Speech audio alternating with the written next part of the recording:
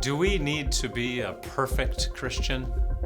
On the one hand, we want to strive to be a perfect Christian, but are we really?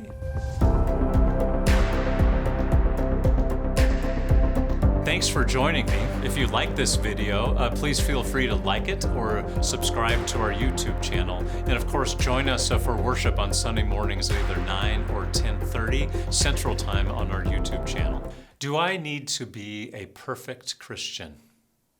So I've got a presentation here on the one hand and on the other hand, okay? On the one hand, as a Christian and as a Christian leader, of course I will say, let's strive. Let's strive to perfect ourselves in our Christian faith and life. It's just something that we do. It's something that we're called to do.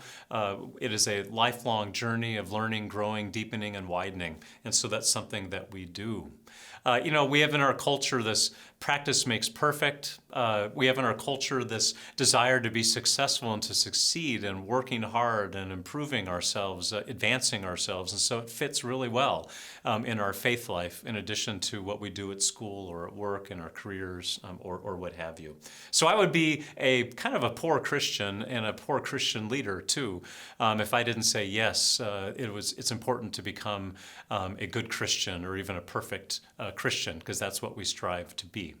But as I said at the beginning of my presentation, there's also the on the other hand. And that's something that I wanted to talk about here, even perhaps more importantly, because of the people with which I deal so often in parish ministry. Just in the past couple of weeks, I've had conversations, for instance, once with a family who wanted to enroll their seventh grader in confirmation, recognizing that confirmation starts in sixth grade. And so they were calling a year late. It's not exactly a perfect Christian, right? Or even the other conversation that I had with a young couple that had a young baby. And the father said, it's been 15 years since I've been in church. I've taken time off. But now I have a baby, and it's important for us to have the baby be raised in the church. What say you? What am I supposed to say? In a lot of ways, then, the question is, do I need to be a perfect Christian, then comes into a different kind of focus, doesn't it? In some ways, I think about this conversation that could become a guilting or a shaming conversation with people, because there are a lot of people out there that are far from perfect. Many of us who are watching who are far from perfect as well, where we end up with a guilt or a shame component of life and faith, and that leads us down a road that's really hard to get off of. If we're guilted and we're shamed, it's very, very difficult. Well, there's a great phrase in my Christian tradition, in the Lutheran tradition. It's simul justus et peccator. It's a Latin phrase, which makes me sound much smarter than I really am. It basically means that we are simultaneously saint, we are made good and saintly by the grace of God, and sinner.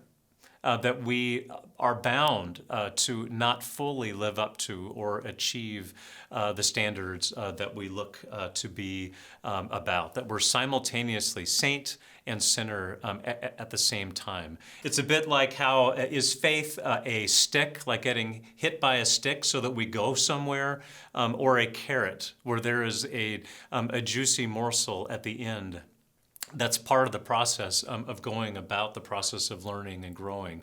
A faith that's a stick is one that isn't exactly life-giving in my view.